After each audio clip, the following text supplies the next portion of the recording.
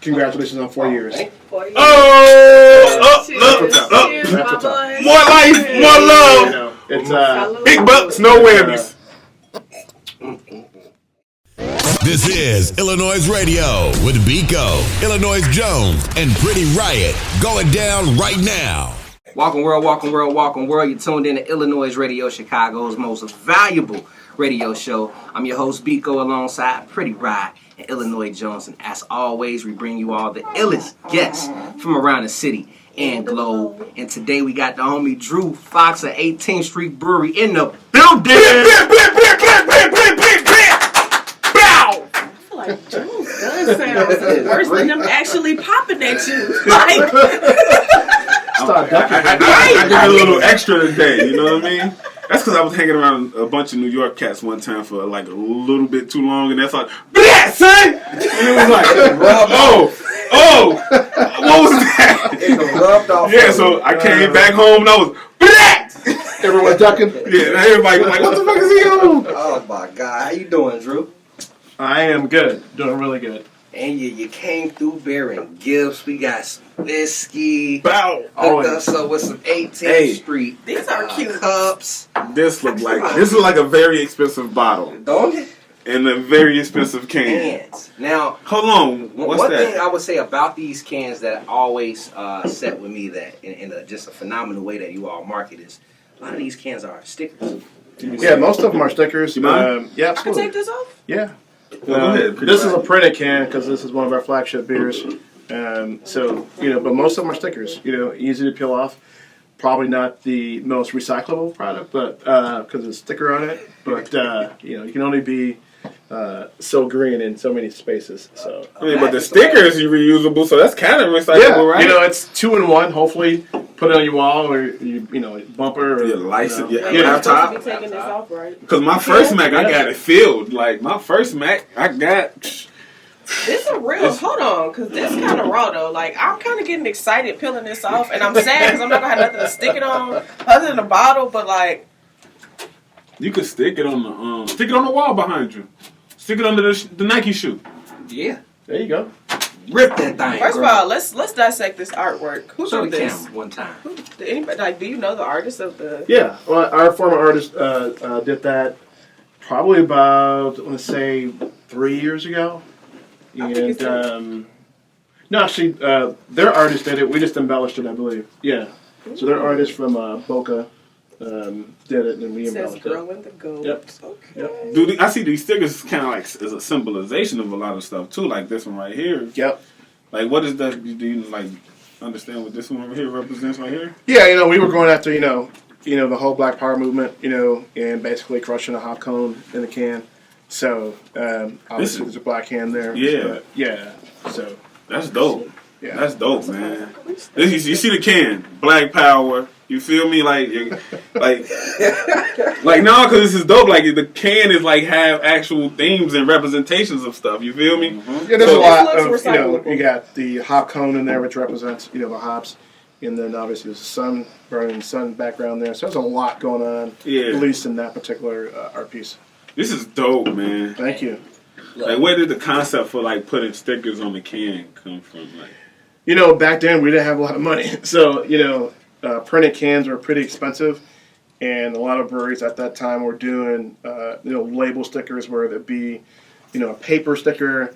We went to straight to the top, and that was probably now 8 years ago. So the company's called Blue Label, and they're out of Ohio. And we met them at a fest in Bloomington.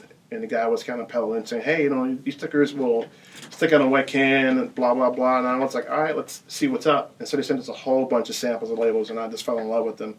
And it's basically, you peel this label back, and it's got almost like an aluminum backing on it. So when you put it on the can, you can put on the can when it's wet, dry, whatever, but it basically will stick on a wet can. There wasn't really many label companies that had the technology yet, and they did. So we've been, their client ever since. So that's not a typical sticker. No, it's pretty. I would say pretty high tech, but pretty. It's a It's a very well. It's innovative. Yeah, pretty much. It's Yeah. extremely. Yeah. I love So That's that. what I was looking for. Yeah. So at the end of the street, at the end of the 18th Street Brew was innovative in Yes. all aspects. Very. Now, I mean, of course, we gotta know the background of like how did you even get into your love for beer? Yeah. So my background, I worked in hotels, food and beverage hospitality for now I'm going on 30-something years, and I was in charge of a hotel lobby program at that time, and I was tasked with bringing in new beer, new wine, new spirits, and I fell in love with just chasing all these products that you couldn't get at that time. And there was really a big distributor. At that time, it was Judge and Dolph. I forgot who they got consumed by. And a lot of small beer distributors that were basically craft beer was slowly coming on the scene at that time. And so I worked for a hotel company that had flight benefits. And so I took a hiatus for a month, and I went over to Europe and spent time in Belgium and just tried to learn as much as I could about the culture. I love the beer.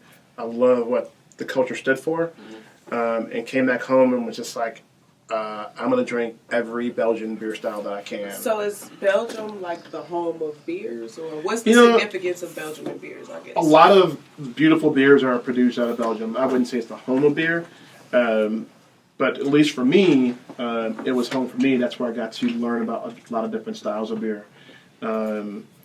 And the history of Belgian beer it's phenomenal. It's hard to get into. I mean, you have monks brewing beer, back from the 17th, 18th century and further than that. And so that history is super important, and I wanted to learn it. And I came back home searching for these beers, and there were some really high-end beer stores, and probably one of two craft beer bars at that time that had Belgian beers. And then Blue Moon came along, and I was like, that's close to what I drank there.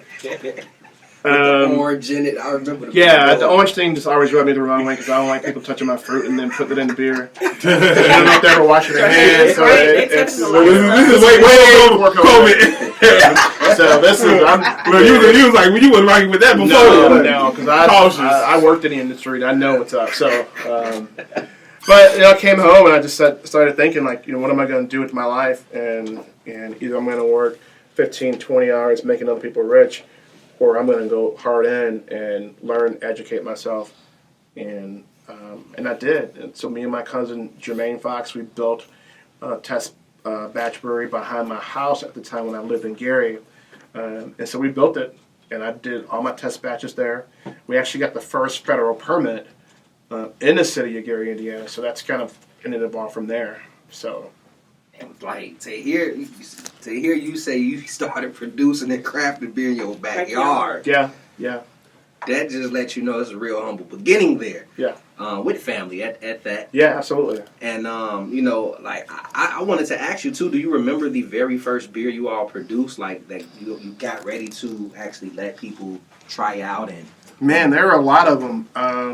I think we did an amber ale. And there was a rendition of Hunter that I did, which was a porter at that time, and then a cream ale, which was terrible. And that was really a bathtub beer, as I would say, because I'm trying to chill this fermenter down in the bathtub with ice, and it just didn't work out. So you was cooking beer in the bathtub? No, I was basically I bought. Sort of, kind of, yeah. You're like, I ain't even going to explain it. Yeah. So I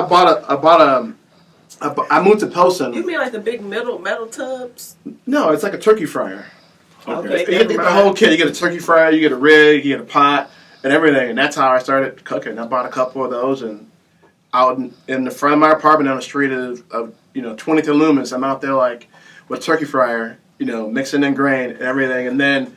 A little bit of that transpired when I was living in Gary as well. I mean, I bought a whole entire rig, and I was just doing it, man. And just passing the beer out, giving it away. I was like, I really don't want your feedback, because I don't want your feedback. Yeah, most people, especially with family, are like, oh, this is good, and it's like you can look on their face and like, no, like you ain't got a lie. Yeah. So what I knew was good, I was like, all right, this is good. I'm going to be okay, writing down these recipes and formulating what I want the company to look like in the future. So Make sure to check out the iLLANOiZE playlist in which we provide you with the latest tracks we play live on our show. Head over to Spotify and search iLLANOiZE Radio to follow our playlist, as well as follow our podcast. Now let's get back to the show. Yo, what's up? It's your girl, Pretty Riot. And as you know, I'm sitting pretty starting riots right here, right now on iLLANOiZE Radio. We sitting down with Drew Fox of 18th Street Distillery. Did I say that right? Mm-hmm. Okay. Brewery, Distillery. So, okay, perfect question. What is the difference between a brewery and a dispensary? A distillery.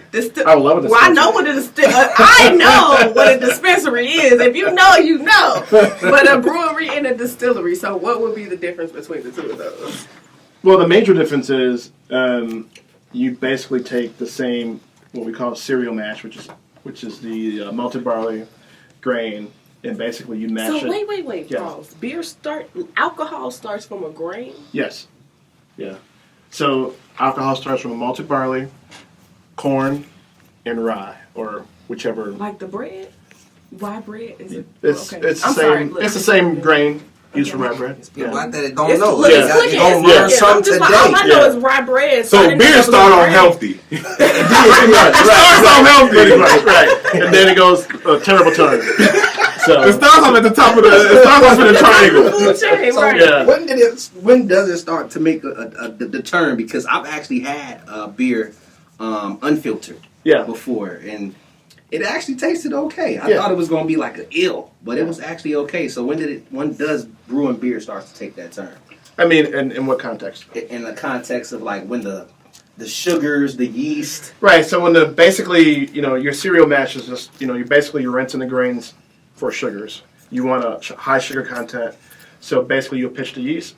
The yeast will consume the sugars, and the sugars will blow off, CO2, and basically, you have alcohol production from there.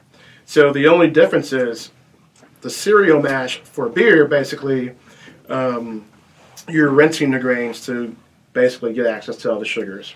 And basically, you'll pitch your yeast, and if that process, as I just said, is a four-step process, will consume, the sugars. The yeast will consume the sugars, and the sugars will basically turn into O2 and produce alcohol. So, So that's what gets me drunk. Yeah. It- So- I don't think that gets you drunk. I think it's just Because I'm like, okay, because that's my consumption. thing. Is like, what is Consumption. in? Because I mean, at the end of the day, alcohol gets you drunk. Mhm. So Yeah. like, what? Doesn't get so you drunk. so what gets me drunk? just it, your consumption. Consumption. But if I didn't consume it, I wouldn't get drunk. Exactly. So So, but that don't mean what alcohol. what gives her don't the get you drunk. buzz? What gives her the buzz? Right, like what is Yeah. in it that gets me the buzz? I guess. So it's Consuming- never mind. I'm not gonna ask that question. But that's an ancient Chinese secret. You can't answer that on air. That's basically what he's saying. I can't give you that. What's That's getting the me secret. drunk? I want to know because I need to make it in my house. So the difference between distilled spirits is basically you'll take that cereal mash, it'll ferment the same way, and then you take that mash and basically you'll distill it, and that basically the alcohol, the mash turns into vapor, and the alcohol basically drips back down into the kettle. And there's a two-step process. There's a stripping run where you're basically stripping all the impurities out, and you're shooting for volume in your tank or tote or whatever. And then you do a spirits run, and that's where you're making your heads, hearts, and tails cuts. And you're basically looking for flavors, and basically trying to extract as much methanol as you can out of that product, because methanol can kill you and it's poisonous. Your liver can't process methanol.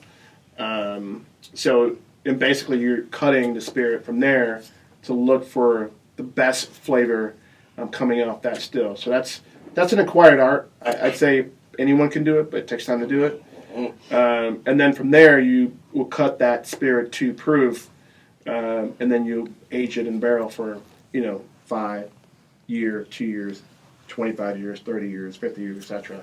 And that's what gives the alcohol color, is the actual barrel itself. So what I'm getting from this is you're a scientist. Right, you sound like Yeah, listen, when he said CO2, right? when he said CO2, I'm like, look, yeah, science, I'll dog. explain it a little bit backwards and too fast for most people to understand it. I know the what they the scientific periodic table. I know that. Yeah. So when he said CO2, I'm like, After that, my sight is blurred. You hear me? Yeah. I was like, yeah, he really with this shit. Like, this is the shit my teacher said, you're going to need to know sight one day. It is today. Just give me an F, I'll pass. I'm good. I mean, like, speaking on Shout out to that, everyone like, for doing my homework. like, when it comes to brewing in general, do you have to have a good math level skill? I think you want, yes, you want a good mathematical background. You also want a good science background because they both play hand in hand together when you create the recipe that you're going to use for beer and for distilled spirits. So you want both of those in your repertoire.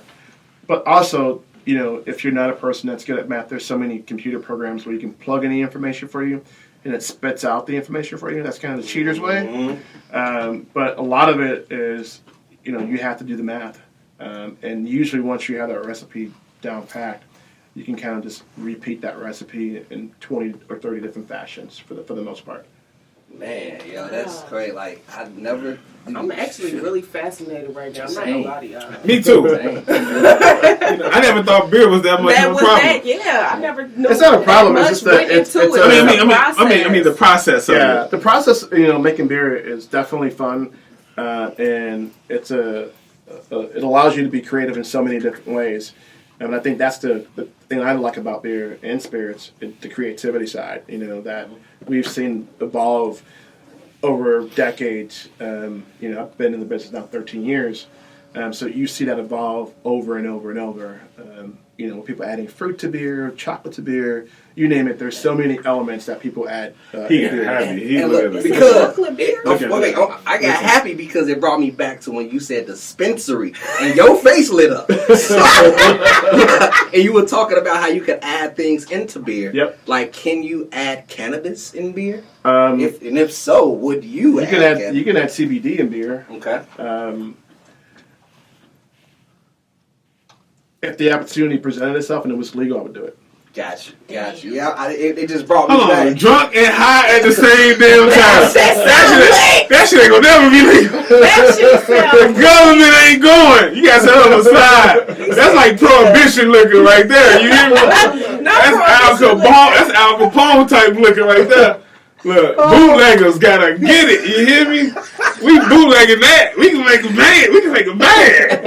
What? I'm with it. The iLLANOiZE app is available now on Apple and Google Play Store. Download the app, get the latest news, stream our podcasts, watch interviews, and listen to iLLANOiZE Radio live. Download the app right now. You're now tuned into the dopest thing that hit the street since crack cocaine. And that's iLLANOiZE Radio. It's the one and only Illinois Jones. Yeah. Hey, happy anniversary to iLLANOiZE. 4 years. It's lit. I'm lit. We here. 18th Street Distillery, you feel me? We got my boy Drew Fox in the building. We got Cuz in the building, you hear me? It's family. It's a family reunion, you feel me?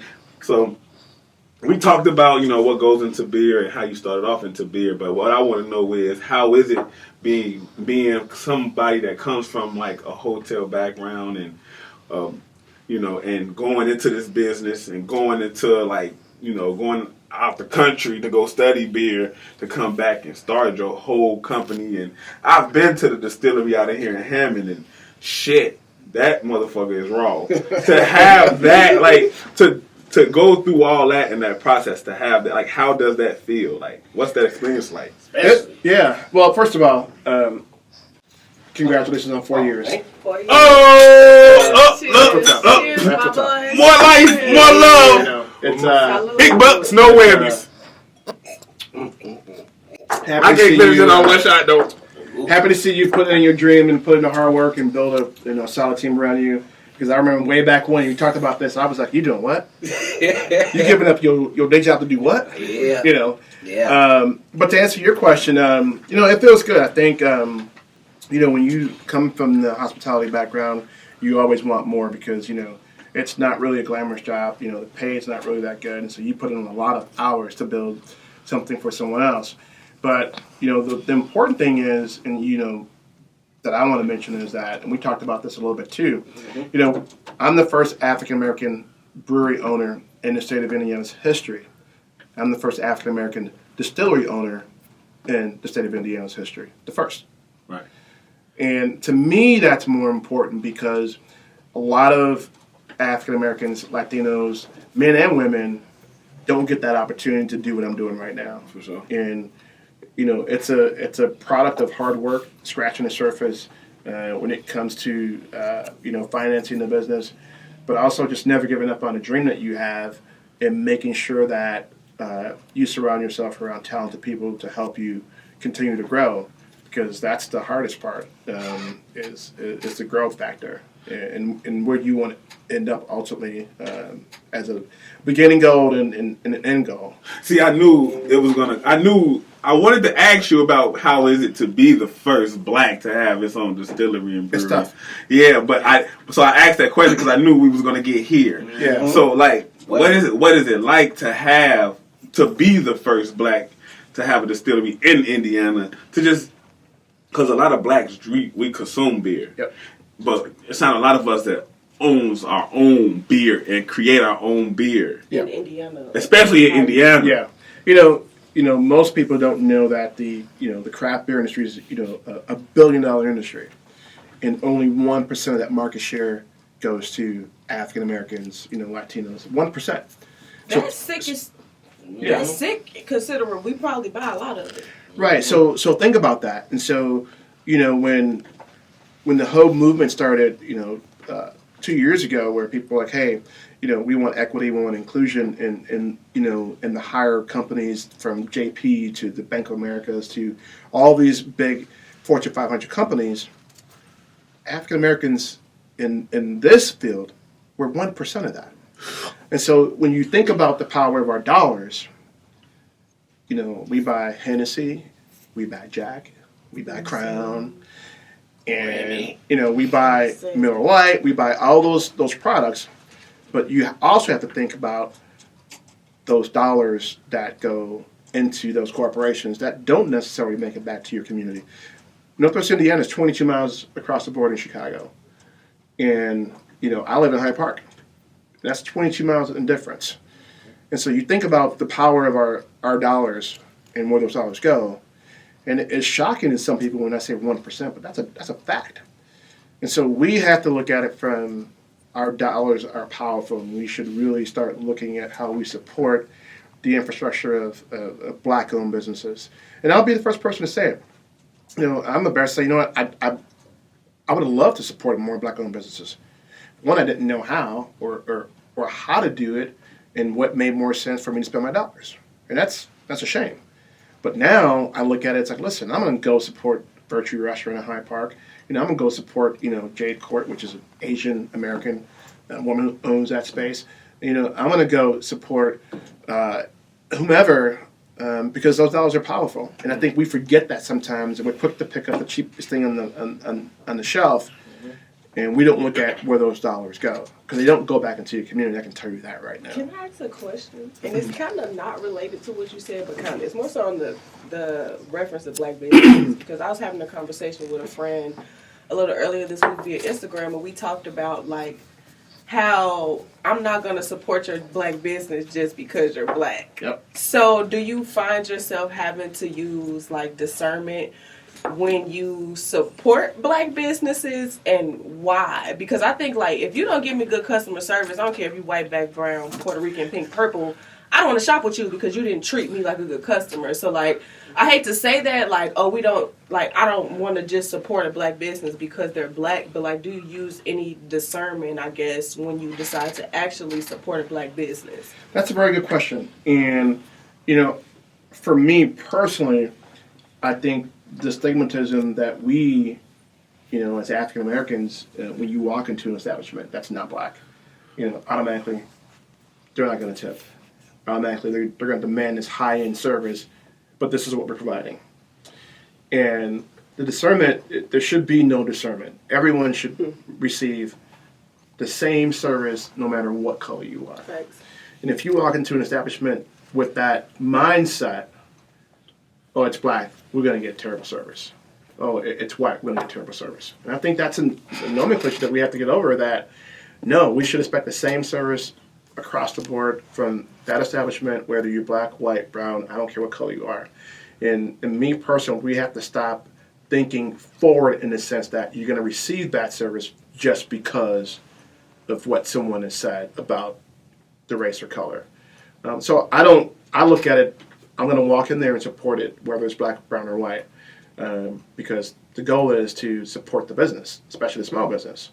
And if I went in with the mindset of like, damn, I got to support this black business and I know what I'm going to get, then you've already set yourself up for failure to receive amazing service. Right.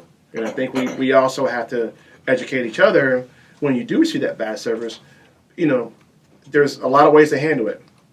And, we get beat up because, we yell and we scream and we kick. And that's not the way to handle it. Mm-hmm. There's ma'am, sir, manager, can I speak to you? And we have to be eloquent in how we speak to people at certain times. And they have to be eloquent in how they speak to us. It's a two-way street. So there's no discernment for me because I want to support small businesses.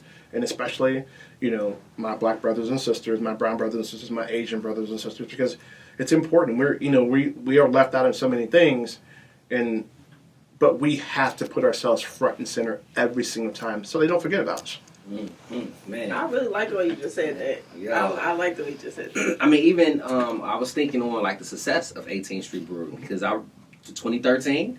Started the company in 2010, opened the first brew pub in 2013. Okay, because I was thinking about the pub. Yeah. I remember that specific. Yeah, we got our federal permit in 2010.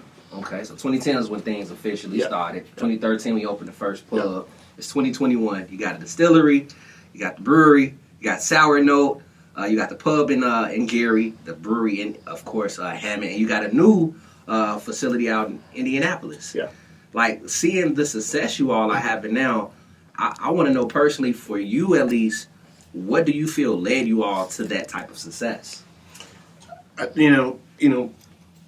you keep your hands closed to anything, you're never going to be able to flourish. And you have to open your hands. Right. You have to open your hands to look at every opportunity, and people will monetize off of us all day long. And we have to take every situation that we have been given and monetize that for the betterment of our staff, our company's growth, and ourselves. Because if you don't do that, if you don't open that hand and you keep it closed, you're never going to allow yourself access to the future. And the importance of our growth and success has been, we look at every opportunity as an opportunity, but the opportunity has to be the right opportunity. If you look at all of our locations, we're not in a high-end neighborhood. We're in Rust Belt cities. We're in tough neighborhoods that most people don't want to go into. Gary, the first African-American brewery owner and the first brewery in that city ever. And so people are like, why would you want to put that in Gary? Well, why not? Because why not? Okay, I ain't trying to cut you off, Yeah. but like, considering you said you live in Hyde Park, why didn't you bring any of that to Chicago? And why was it, and I don't know if it's like laws, but like hearing you say all the different spaces in Indiana, Yep. I get that because that's our cousins. Yep. I call them our cousins. Some So peeps, yeah. what were there any obstacles in trying to do that to Chicago? Or, Absolutely. Yeah. We tried to open 18th Street Brewery in Pilsen. That was my heart. I love Pilsen. I love that area. Again, it's economics. It's people who don't understand what you're trying to do. And again, not being given the opportunity to do it. Do you think people just look at you like a liquor store sometimes? I Not to reduce it, but when you say because people don't understand, do you think that people just kind of reduce you down to it's kind of just a luxury liquor store?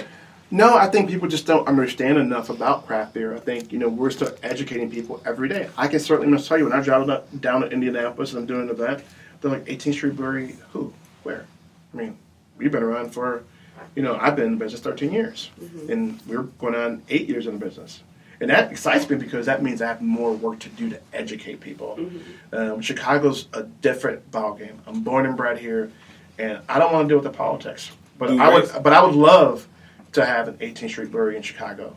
The economics don't work out. I couldn't have expanded my business, paying the higher taxes and dealing with, red tape. I dealt with red tape in Gary to get open. I dealt with, What red do you tape. mean by like redlining? No, red tape? Red tape. Okay. No, because I know that's what I'm saying. I think, when I tried to open the brewery in Gary, you'd think everyone would rally around me. 99% black, right? You know, I had my own people like, he's only building this brewery for white people. You know, saying that, and it was not just from, it was higher ups. So that can deter someone who doesn't have enough backbone to go in and fight. Yeah, I got discouraged. But there's redlining. I mean, we go and you apply for insurance. You know, we pay some of the highest liquor insurance, you know, anywhere else in the state. What was liquor insurance? So, you know, What is liquor insurance? it's a liability insurance. So if you get drunk and go out to kill somebody and we're the last person to serve you, Oh, they're we're liable. responsible. What the fuck? Right, Hold on. That's what I'm like. Hold on. I'm so glad. Hold on. Whoa. That, Mama. that's so important because that makes sense. Because I used to be a bartender and. So in you're college, liable. Right. In college, when I was learning to bartend, they was like low-key count how many drinks you're getting serving certain people. So if I have a consistent customer, at a certain point, you need to cut them off because at that point, you're liable for anything you did because I just got you fucked up. Yep. And I just kept taking your money, knowing that you were probably way beyond the alcohol level, the blood alcohol level that would allow you to not be drunk. Yeah, the BAC.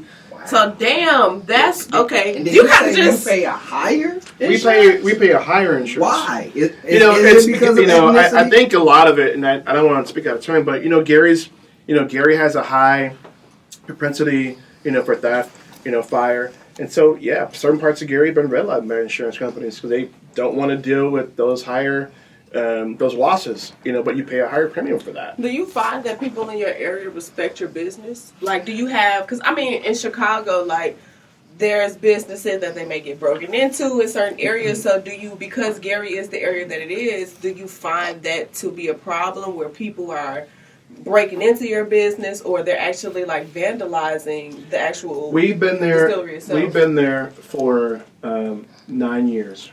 We've never had a break-in, and I mean never had a break-in. We've been in Indianapolis for almost 2 years, and we had a break-in. And we've been in Hammond for almost 6 years, and we've never had a break-in. Considering we're right behind the police station, so there's really Right. Who would want to break into a police station? But people respect us, and we respect them. The one thing that we don't want to do is go into community without the full understanding of, you know, why we are here. You know, so in Indianapolis, when we were talking about building a distillery there, we met with community groups. They wanted to know why we're coming in, what we're going to do, and how we're going to be a part of the community. And that was important for me because that showed they cared. The same thing happened in Hammond, a little bit of that in Gary. But yeah, people generally respect the business and they support the business. I mean, the pandemic was one of those things. I love that for you guys. And speaking of the pandemic and how you all been involved in the community, this bottle here was actually distributed by 18th Street Brewery. It's hand sanitizer. You all created some hand sanitizer when the pandemic first erupted, and there was really no hand sanitizer on the shelf. I'm happy I got a bottle to show the world. And that looked like that's gonna kill all my germs. Yeah, I'll call that gel or whatever be coming out. That shit look real. Killing germs. That's straight killing germs. All that shit. That's killing COVID. That's the cure for COVID. No, we don't want to say that.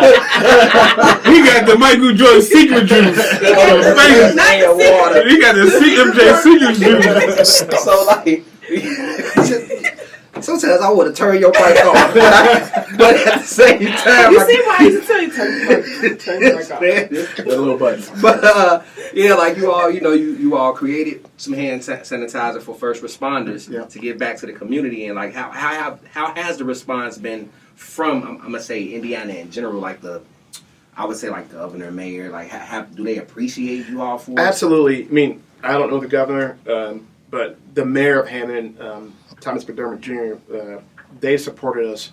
You know, honestly, all of our establishments were supported. You know, when we're looking for corn, to distill corn, to make hand sanitizer, Unilever, which is in Hammond. I'm sorry, I didn't mean to cut you off.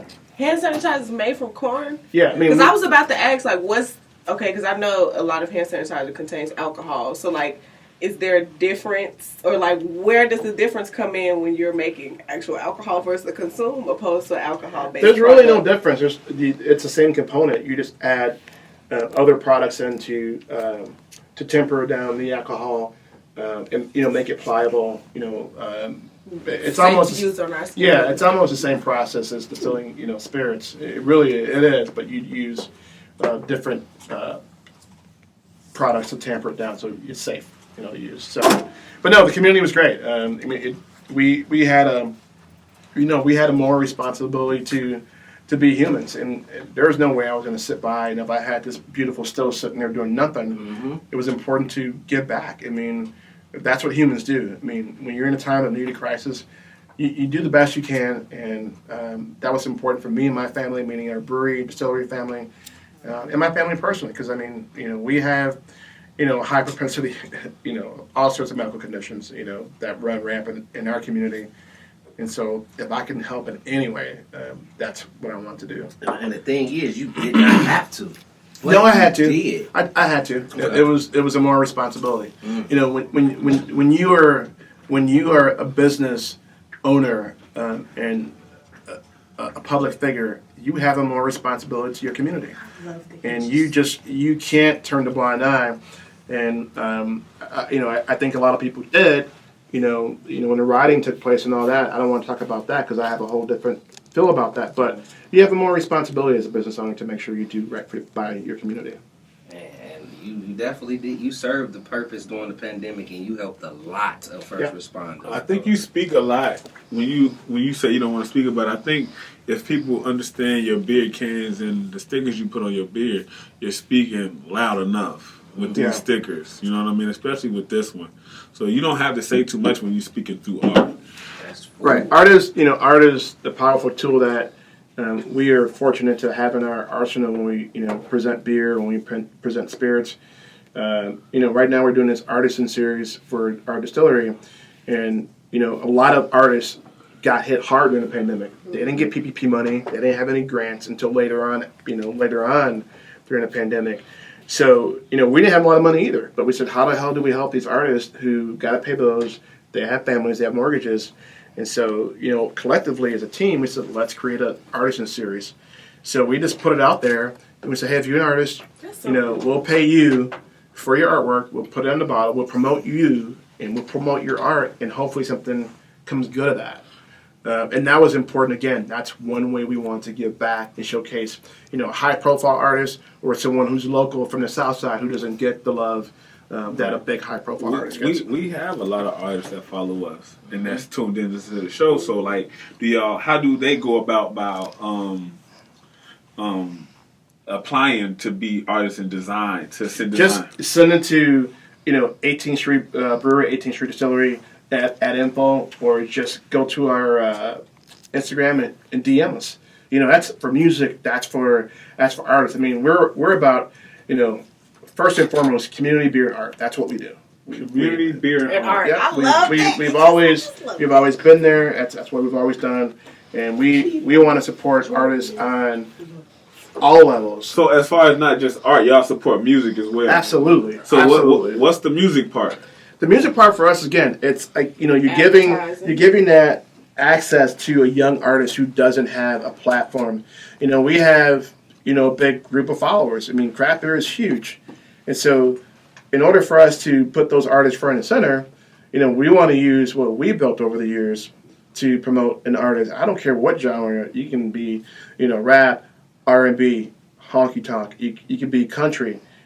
If you want access to a beautiful venue space that we're not charging you for, we don't want anything from you. Right. We're going to pay you to come out and perform, and hopefully someone to see what you're doing and pick you up and carry you on to their venue, etc. That's how it should be done. Hearing just hearing the knowledge that you're sharing right now, and then the opportunities you're willing to provide for people, because I've definitely seen some artists that we've interviewed perform at 18th Street Brewery. Yeah. And I'm like, damn, that's dope as hell. So to know that you're plugged in to both the arts and the music I feel like it's very impactful. So again, artists, if you're looking to reach out to Drew, can you please get that email again so they can hit you up? Yeah, just DM on us, 18th Street Brewery, Instagram, DM us, and send us your information. If you got a track or if you got some information based on your band, your genre, or whatever, we have a beautiful venue. And again, we'll pay you to come out and play, and we want you to come out and play. We have an awesome crowd. And, whether it be Gary, Hammond, Indianapolis, we'd love to host you. And I mean, you gotta also let people know how they can stay updated with you in general, see what's going down with 18th Street, with you personally, if that's if that's an generally, option. it's 18th Street Brewery, .com, 18thStreetDistillery.com.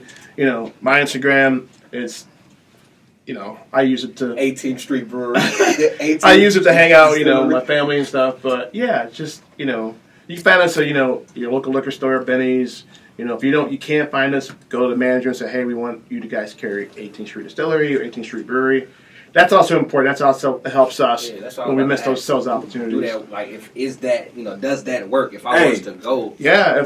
I think again that's where we have to do our job and due diligence to demand that we have these products in the stores. Listen, you go to the liquor stores and you tell them, whether you go to Benny's, Kenwood, wherever, and you tell them you want 18th Street Distillery. You want this in there, whether it's beer or whiskey. Yep. You want it.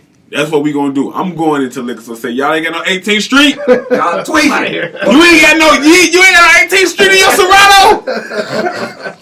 How you ain't got no 18th Street? You need 18th Street. Where you from, son? Where you from? From 18th.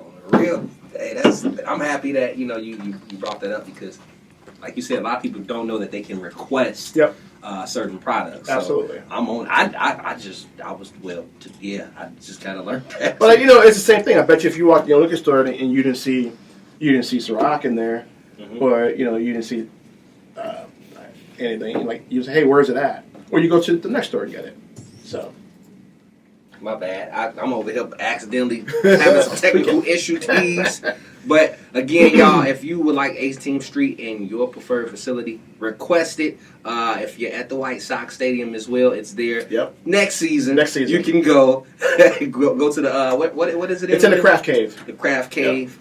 Try some 18th Street Brewery there. I did my last game at the White Sox Stadium for Father's Day. I had some sex and candy. Hey, that sounds good. Sex and candy. It sounds delicious. Don't let you sound better than sex and candy. What kind of candy? The sex and candy. That sound like it's Sweetest Day. Sex and candy sound like sex good for JJ. That sounds like it tastes like a rainbow. It tastes better than Skittles. It's a rip off of Marcy Playground. Hey, that sounds actually sounds better than Skittles. Taste the rainbow for real. Oh my god. On everything, sex and candy. Yeah. The Chicago Day. Bang bang bang. Chief voice. Our time, our cameraman is letting us know we got to go.